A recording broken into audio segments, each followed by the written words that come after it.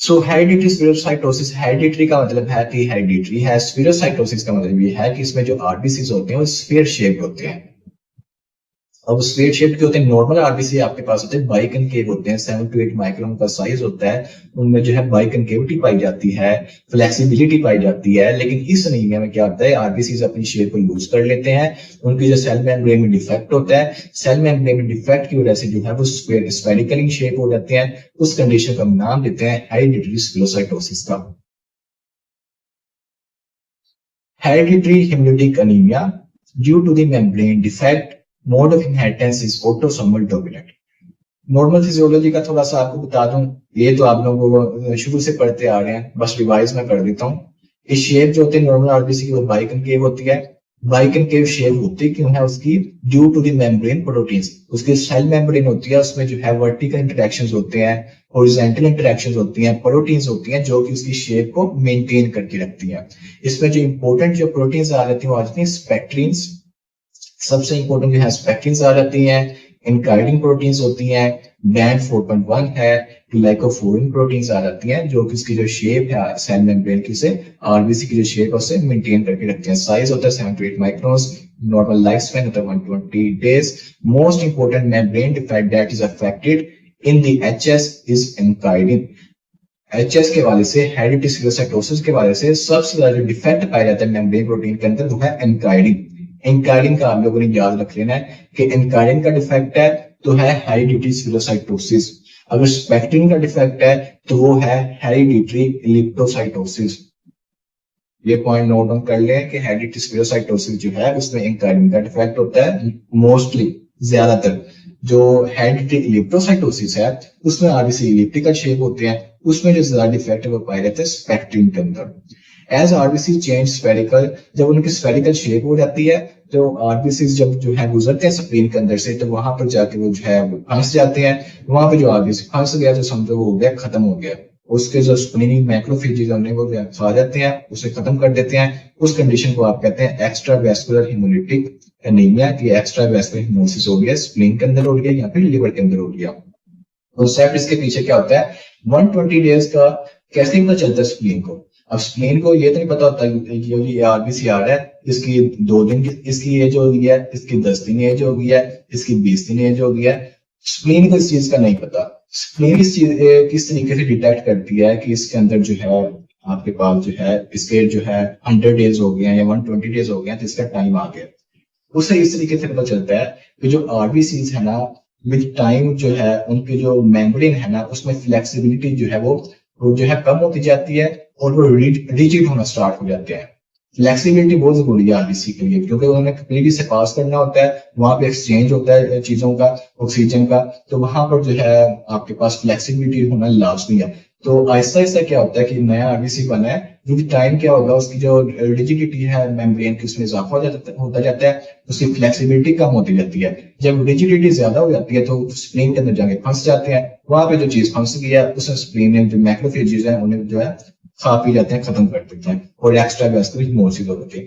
दूसरा एक interesting point ये है कि आरबीसी का लाइफ स्पैन इतना शॉर्ट क्यों है 120 डेज। आरबीसी के अंदर जो है ना न्यूक्लियस नहीं है। अब न्यूक्लियस का काम क्या होता है, अगर कोई भी सेल को मसला आता है तो उसे रिपेयर किया जा सके। आरबीसी के अंदर कोई मसला आ गया तो न्यूक्लियस तो है नहीं है, तो उसमें जो मसला वो ठीक भी नहीं होगा। सो नेचर ने एक मैकेनिज्म रखा है कि आरबीसी का जो है लाइफ स्पैन 100 से लेकर 120 डेज के दरमियान है कि जब इतनी एज का हो जाएगा तो इसे जो है खत्म कर देगा हमने।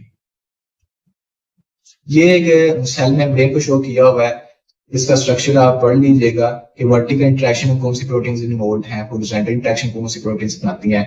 आप यहाँ पे देख सकते हैं कैरिन का दिखाया हुआ है, स्पेक्ट्रिन का दिखाया हुआ, बैंड 4.2 है, बैंड 4.1 है, इसके ग्लाइकोफोरिन है। ये सारी मिलके क्या करती हैं, जो आपकी बाइकनकेविटी है उसे मेंटेन कर रखती हैं। लाइक आपके एंकाइडिन में डिफेक्ट आ जाता है तो इस प्रोटीन डिफेक्ट में से क्या होगा कि आपकी जो मेम्ब्रेन है वो खराब हो जाएगी, बाइकनकेविटी जो है वो नहीं रहती, जो आरबीसी है वो स्फेरिकल शेप हो जाता है। पैथोजेनेसिस की जो है लिखा ज्यादा हुआ, मैं आपको बेसिक्स इसका बता देता हूँ, उसमें चीजें लिखी हुई है। इसमें जो प्रोटीन्स है उसका डिफेक्ट आ जाएगा, पहला पॉइंट इसमें ये लिखा हुआ है। दूसरों से लिखा है कि जो बोन मैरो से आरबीसी प्रोड्यूस होते हैं वो नॉर्मल इन शेप होते हैं, कि उनका जो है बाइकन्टिविटी होती है, लेकिन जैसे जैसे आपके पास टाइम गुजरता है वो बहुत जल्दी जो है वो स्फेरिकल इन शेप होना स्टार्ट हो जाते हैं, और जो स्प्रिंग में जाकर वो फंस जाते हैं, वहां पर जाके जो है उनको डिस्ट्रॉय कर दिया जाता है। लॉज ऑफ मेम्ब्रेन से जो है क्या होता है, आपके पास दी लॉज ऑफ मेम्ब्रेन में be caused by the release of parts of lipid by that are not supported by skeleton. वही है कि प्रोटीन्स जो है अच्छे तरीके से काम नहीं कर रही तो मेम्ब्रेन का जो है वो लॉज हो जाता है। Ultimately, the spherocytes are unable to pass through the microcirculation, especially the spleen and die prematurely। तो सारी जो पैथोजेनेसिस मैंने आप लोगों को समझा दिया है कि किस तरीके से जो है उसकी शेप चेंज होती है, और वो क्यों जाके जो स्प्लीन के अंदर जो है उनका जो है जाते हैं तो वहां पे जो खत्म हो जाते हैं, टाइमली प्रीमेच्योरली खत्म हो जाते हैं। 120 डेज कंप्लीट भी नहीं होते, लेकिन उनका क्योंकि वो स्फेरिकल शेप होते हैं तो स्प्लीन जो है उन्हें टाइमली जो है प्रीमेच्योरली जो है खत्म कर देती है। ये एक टेबल है, इसमें उसने जो है मॉलिक्यूलर बेसिस का बताया हुआ है कि हेरिडिटरी सेलुलर साइटोसिस में कौन सी जो है प्रोटीन्स की डेफिशिएंसी या एब्नॉर्मैलिटी पाई जाती है। सबसे पहले लिखा हुआ है एनकाइडिन का। एनकाइडिन हो सकती है, अल्फा बीटा स्पेक्ट्रिन हो सकती है, बैंड 3 हो सकती है, या प्रोटीन 4.2 हो सकती है। ये पहले आप याद करें। उसके बाद इलेक्ट्रोसाइटोसिस को देख लें, उसमें भी अल्फा बीटा स्पेक्ट्रिन आ जाती है और बैंड प्रोटीन 4.1 आ जाती है। क्लिनिकल फीचर्स जो है ना, इसके क्लिनिकल फीचर में आप देखें ट्राइएट बनती है, अनीमिया पाया जाता है, ज्वाइंटिस होता है, और इसके साथ साथ स्प्लीनोमेगाली देखने को मिलती है। हेरिडिटरी स्क्लेरोसाइटोसिस में आपके पास स्प्लीनोमेगाली देखने को मिलती है। ये भी एक इंपॉर्टेंट क्लू है आपके पास, अगर आपको सिनेरियो कोई आता है, एससीक्यू में आता है या आपके पास एमसीक्यू में आता है, तो स्प्लीनोमेगाली जो होगी वो भी आपको जो है वो हिंट कर दी होगी एचएस की तरफ। इसके साथ ज्वाइंट्स भी पाया जाएगा। एक्स्ट्रा वेस्कुलर हेमोलिटिक एनीमिया, ठीक है, स्प्लीनोमेगाली देखने को मिलती है, ठीक है, ज्वाइंट्स होगा क्योंकि हेमोसिस हो रही है, बिलिरुबिन ज्यादा है तो ब्लड के अंदर जो है बिलिरुबिन ज्यादा होने से ज्वाइंट्स की कंडीशन काज होती है। पिगमेंट गॉलस्टोन देखने को मिलते हैं। पिगमेंट गॉलस्टोन्स वहां पे बनते हैं जहां पे क्रोनिक हेमोसिस हो रही होती है, तो पिगमेंट गॉलस्टोन जो है वो क्रोनिक हेमोसिस को सिग्निफाई करते हैं। इसके अलावा जो है एप्लास्टिक क्राइसिस देखने को मिलते हैं।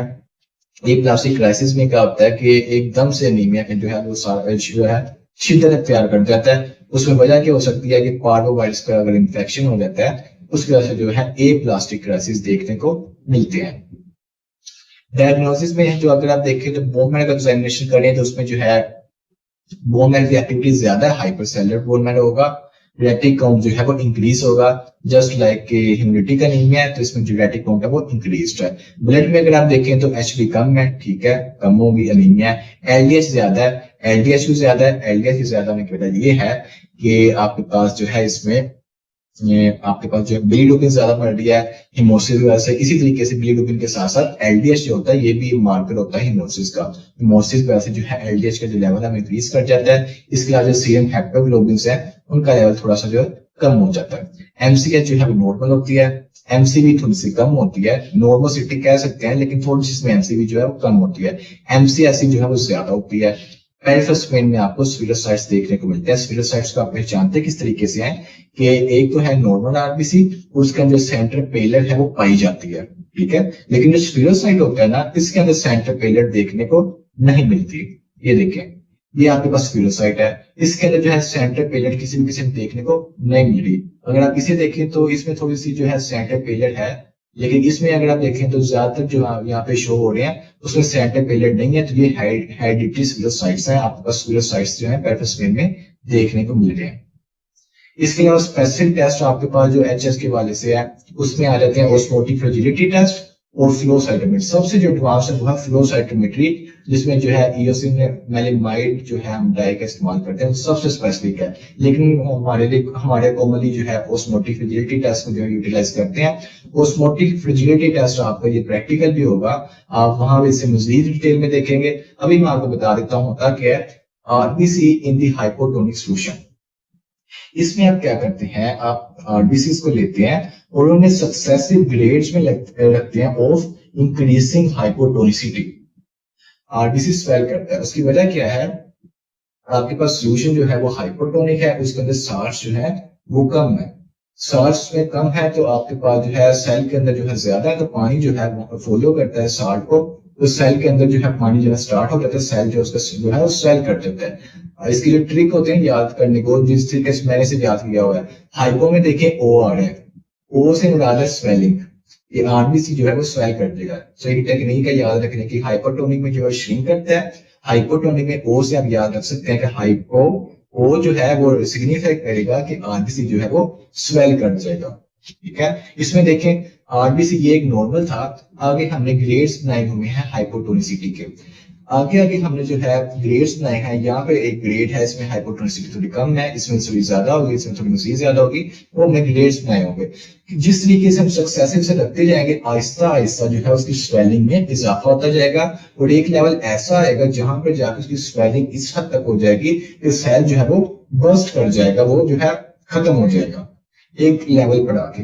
लेकिन जो हमारे पास हेरिडिटरी स्क्लेरोसाइटोसिस की कंडीशन में जो है स्क्लेरोसाइट्स पाए जाते हैं ना, वो पहले से स्वेल होते हैं, सो उन्हें जो है इतना टाइम नहीं लगता, वो आराम से उनसे बर्स्ट हो जाते हैं। सो हम जो है वो कंपैरिजन करके देखते हैं, हमें पता होता है कि अगर जो नॉर्मल आरबीसी है वो कहां पर जाके जो है बर्स्ट होता है, उसका हमें पता होता है, आइडिया होता है। लेकिन जो स्क्लेरोसाइट्स होते हैं क्योंकि वो पहले से स्वेल है, तो उन्हें इतना जो है मुश्किल नहीं होती, वो आराम से उनसे जो है वो बर्स्ट हो जाते हैं। सो आपको ऑस्मोटिक फ्रिजिडिटी टेस्ट से जो है उसकी जो है आपको आइडिया है। ऑस्मोटिक का मतलब है कि आपके पास जो है ऑस्मोसिस या फिनोमेना यूज हो रहा है, फ्रिजिडिटी का मतलब है कि आप उसकी फ्रिजिडिटी चेक कर रहे हैं कि किस हद तक उसकी मेम्ब्रेन फ्रेजाइल है।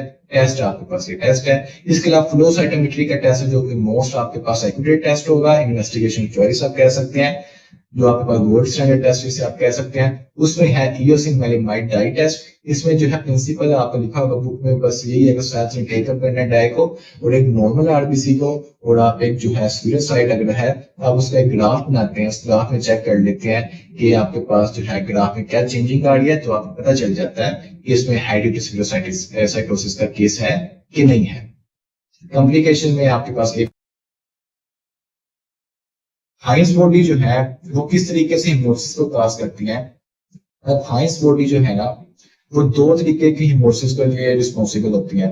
G6PD डेफिशिएंसी एनीमिया में इंट्रावेस्कुलर हिमोसिस भी होती है और एक्स्ट्रा वेस्कुलर हिमोसिस भी पाई जाती है। इंट्रावेस्कुलर हिमोसिस की वजह क्या है कि हाइंस बॉडी जो है उनकी जो मेम्ब्रेन है डायरेक्ट डैमेज हो जाता है, उसकी वजह से जो है इंट्रावेस्कुलर हिमोसिस है कि विद इन ब्लड वेसल भी जो हाइंस बॉडीज हैं वो रप्चर होना स्टार्ट हो जाती है और आरबीसी जो है वो खत्म हो जाता है, उसकी वजह से जो है आईवी हिमोसिस देखने को मिलती है। दूसरी तरफ हाइंस बॉडी जो होती है उनकी जो फ्लेक्सिबिलिटी है आरबीसी की, उसकी वजह से जो है कम हो जाती है। अब आरबीसी की जब फ्लेक्सिबिलिटी कम हो जाती है तो स्प्लीन में जब वो जाता है तो स्प्लीन में जाकर वो फंस जाता है, वहां पे जब वो फंस जाता है तो वहां पे मैक्रोफेजेस होते हैं जो सिंगल्फ कर लेते हैं, आरबीसी को डिस्ट्रॉय कर दिया जाता है। ऐसे आरबीसी जो फ्लेक्सिबल ना होंगे, उनमें जो है फ्लेक्सिबिलिटी उनकी कम होगी, तो उन्हें जो है स्प्लीन सर्कुलेशन में खत्म कर दिया जाता है। उस माइक किसी बच्चे का ऑन है, काइंडली माइक अपना ऑफ करें।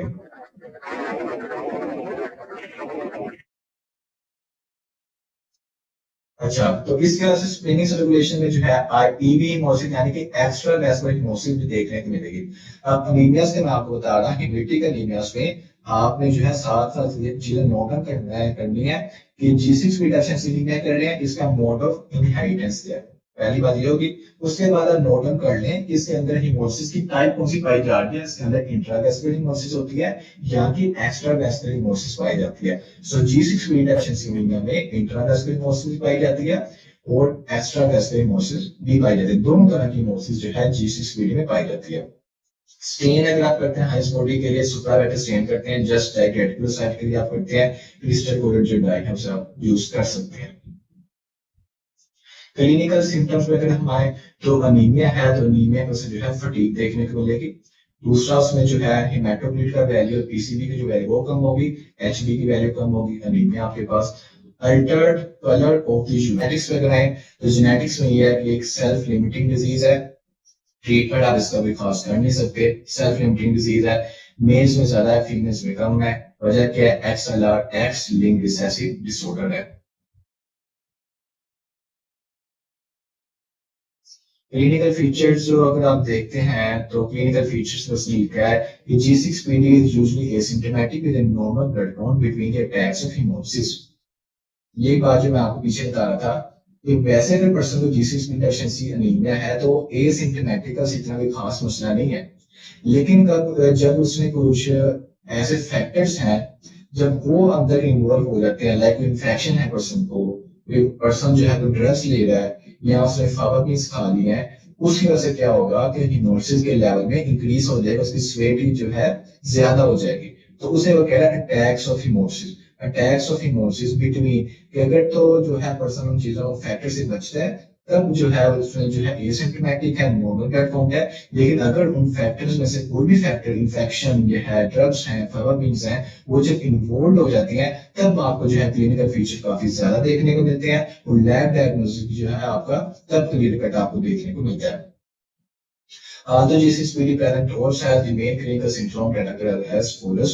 पहला आपका क्लिनिकल फीचर क्या है? acute hemolytic anemia in response to the oxidant stress, drugs, fawapims और infections. ठीक है, ये बात मैंने अभी आपको बताई है। The acute hemolytic anemia is caused by rapidly developing intravascular hemolysis with hemoglobinuria.